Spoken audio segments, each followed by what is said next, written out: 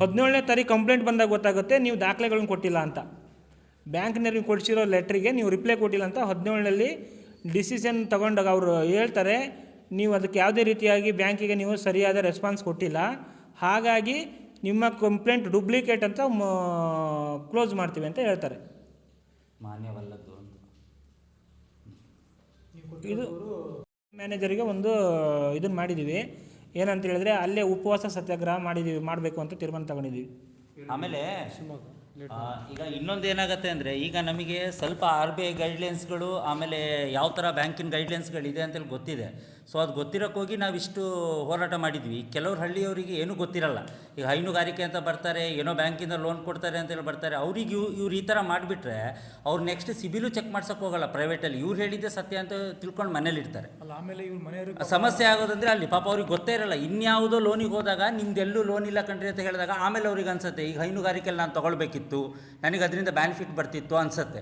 But ಇವ್ರು ಮಾಡುವಂಥ ತಪ್ಪುಗಳಿಗೆ ಇದು ಸಮಂಜಸವಾದಂಥದ್ದಲ್ಲ ಅಂತ ನಾವು ಹೇಳ್ತೀವಿ. ಆಮೇಲೆ ಅಲ್ಲಿನ ಬ್ಯಾಂಕ್ ಮ್ಯಾನೇಜರು ಅಷ್ಟೇ ಯಾವುದೇ ರೀತಿಯ ಬಂದು ಜನರುಗಳಿಗೆ ಸಪೋರ್ಟಿವ್ ಆಗಿಲ್ಲ ಅಂತ ಹೇಳ್ಬಿಟ್ಟು ಸುಮಾರು ಜನ ಇದ್ರ ಬಗ್ಗೆ ನಮ್ಮ ಹತ್ರ ಬಂದು ಚರ್ಚೆ ಮಾಡಿದ್ದಾರೆ.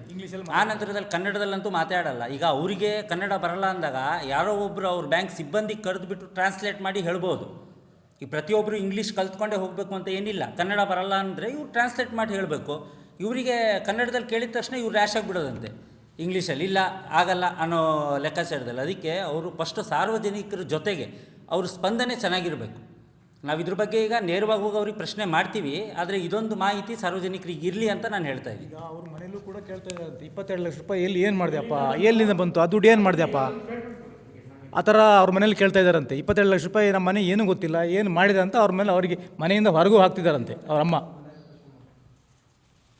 ಅದೇ ರೀತಿ 9ನೇ ತಾರೀಕು ರಿಪ್ಲೈಲಿ ಅದೇ ಥರ ಬರೆದಿದ್ದೀನಿ ನಾನು. ಏನಂತ ಹೇಳಿದ್ರೆ ನಮ್ಮ ಮನೆಯಲ್ಲಿ ಈ ಥರ ಸಮಸ್ಯೆ ಕೊಡ್ತಾಯಿದ್ದಾರೆ, ತೊಂದರೆ ಕೊಡ್ತಾಯಿದ್ದಾರೆ.